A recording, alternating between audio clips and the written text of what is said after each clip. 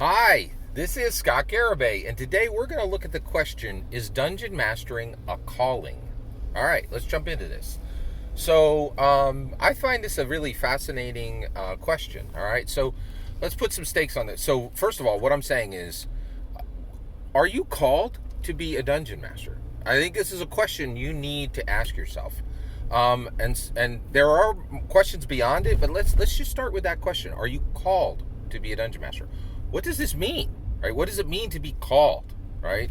So here's what it means. All right. So first of all, I'm going to explain an evangelical Christian understanding of a calling. Okay, and then we're now. I understand you guys aren't evangelical Christians, right? What's evangelical Christianity got to do with Dungeons and Dragons, right?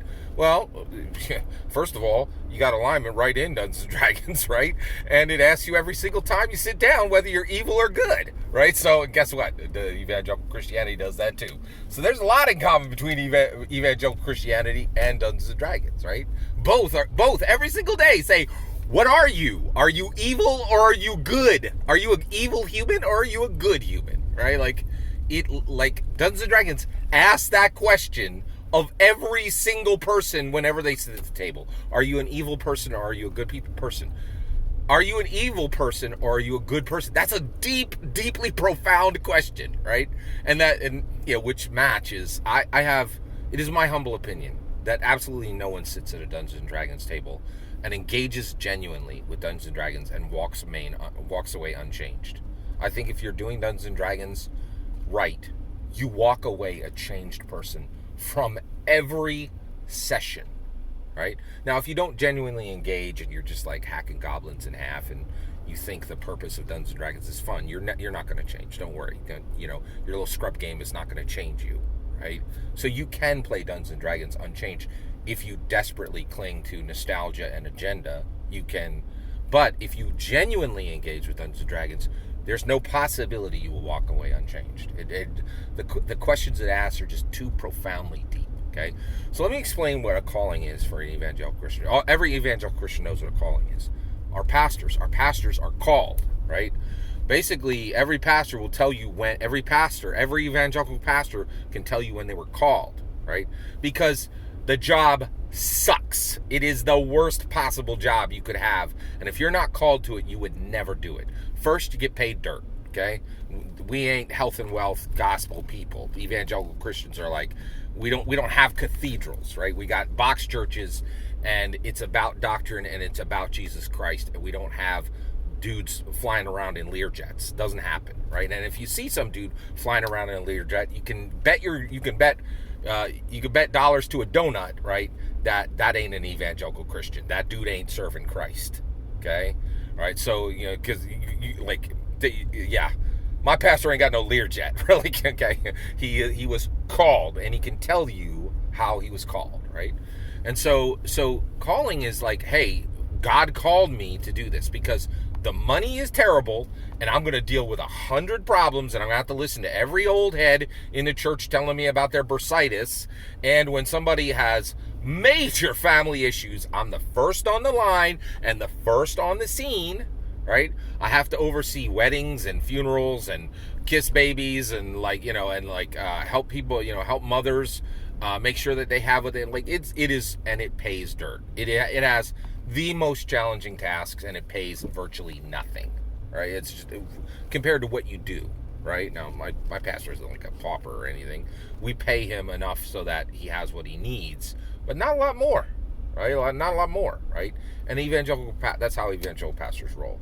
So if you're going to be a pastor, you got to be called to it, because no one takes this job if they're not called to it, because it sucks. There's no off time for a pastor, right? Like, somebody's child goes through some kind of trauma and they pick up the phone, that pastor's going to be there, right? Like, it's part of the job, and you can't, like, the expectations on it is so high, you could not possibly pay someone to deal with the myriad of problems that comes with being an evangelical Christian pastor, right? No one would take the job based on money. You have to be called, right? Okay, that's an evangelical Christian understanding of a calling. Let's talk about a secular calling, right? A secular calling, what the heck is that, right? I didn't understand what it was either. I'm about to explain it to you. You have to watch Abbott Elementary. It is amazing. And there's no real spoilers in this for Abbott Elementary. So in Abbott Elementary, it is about Philadelphia. It is a situation comedy fiction story about a very nonfiction setting, which is teachers in Philadelphia in a public school, right? In an urban public school, in a Philadelphia urban public school, with all of the problems that quite literally exists with. We have problems with education in Philadelphia, right? And if you are a Philadelphian urban teacher, you have a lot of problems to deal with, very few resources to deal with it. And the show actually says, all the characters in there, two of the characters say to the other character, "Are you called to this? Are you called to this?" And they're like, "You're getting paid dirt," right? Like, and the administration doesn't care about you. Half the kids hate you, and half the other teachers are going to treat you like an enemy, right? So if you're here for the money, you can get gone. You can go kick rocks. You don't belong here. You have to be called to it. Called.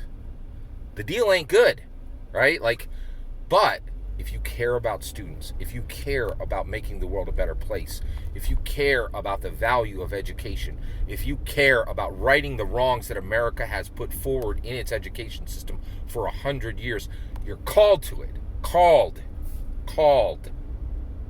Are Dungeon Masters called? Yes, in my humble opinion, every Dungeon Master is called. And if you're not called, get gone. In my humble opinion, you should not be in that seat. Step back. Get away from it. Why?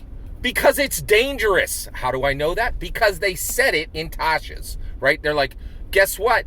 Don't proceed lightly. These are safety tools. In Tasha's, they're like, Dungeon, they fully owned it. They're like, yeah, guess what? We're putting you into 100 different identities, right? You are going to be playing different genders, different roles, different orientations, right?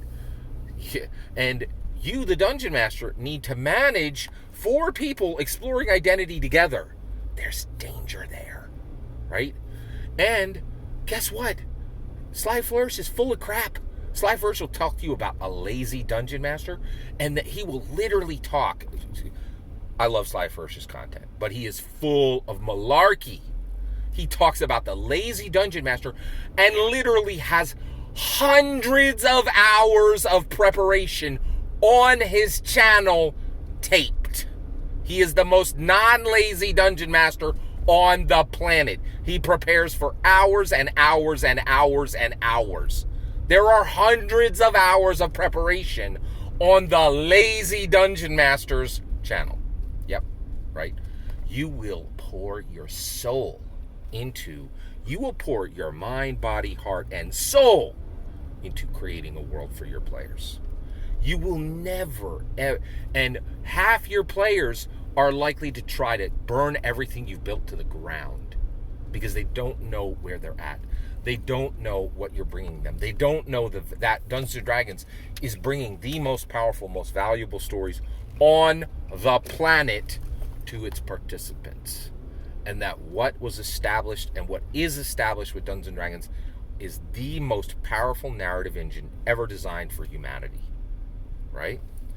So, yes, in my humble opinion, no question, Dungeons & Dragons is a calling. It's not a sacred calling, not like an evangelical pastor, but it is absolutely a secular calling.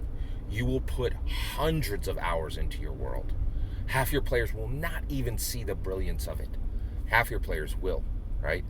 And you will have rules lawyers and lone wolves and a million other problems at your table, right? You will never be paid back for your labors in money, but you will be paid back in purpose and meaning. And that is a secular calling, not a sacred calling. We are called, like teachers, called to the Dungeon Master slot. And if you are not called, get out of the seat. You do not belong there, in my humble opinion. What's your humble opinion? I'd love to hear it. Let me know in the comments below. Please continue liking and subscribing, and have a wonderful millennium.